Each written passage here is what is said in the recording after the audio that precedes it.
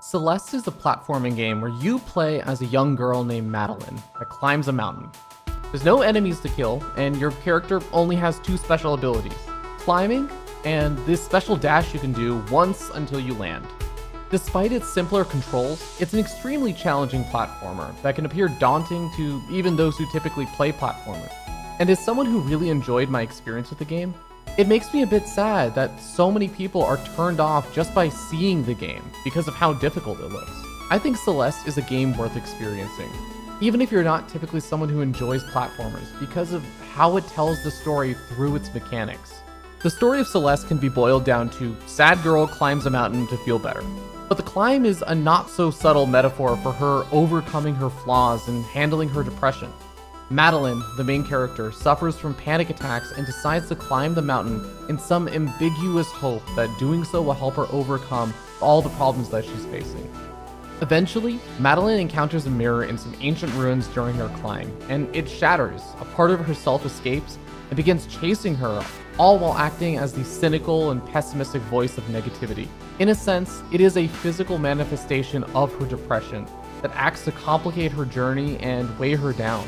It takes some time, but she gradually realizes that the answer isn't running or fighting her mirror self, but accepting that it's not just the worst part of her that she should discard.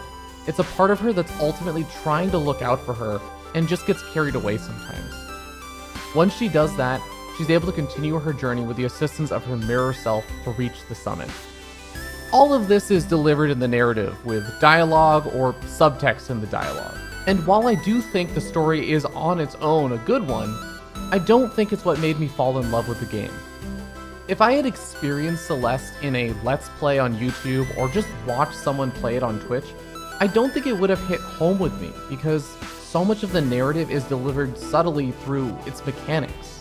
When Madeline finally comes to terms with the other part of herself, they decide to climb the mountain together in the final chapter of the main game.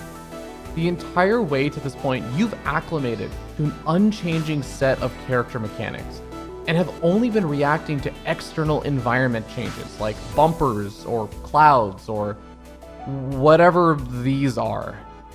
But when Madeline finally stops fighting with herself, she is given her one and only upgrade in the game: a second dash.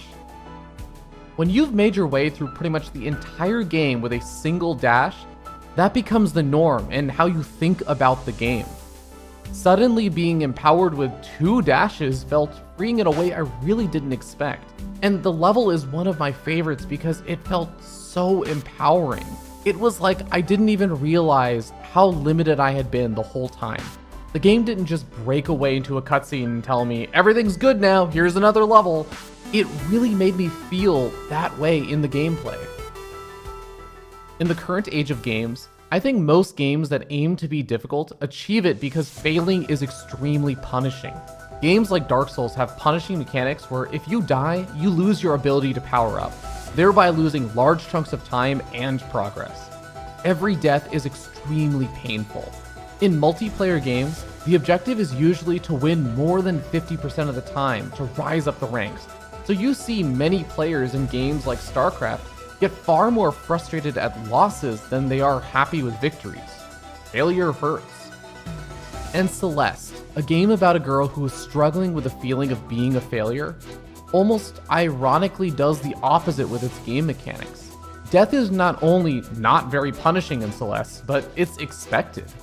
Checkpoints exist on every screen, and each screen is usually just that, fitting into a single, unscrolling window as a small bite-sized challenge.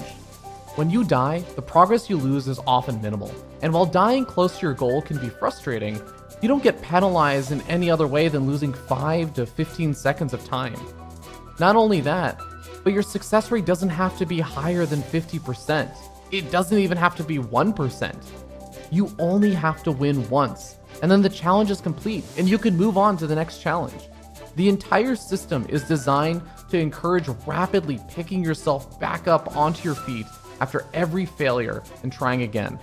And I absolutely love this.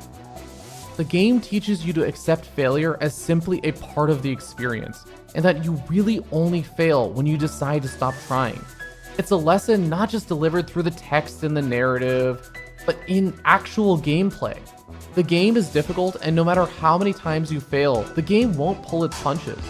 But with every attempt, you figure out a little bit more, or beat in the mechanics to your fingers a little bit better, so that when you finally succeed, it's because you were persistent, and you took every step of the climb there yourself.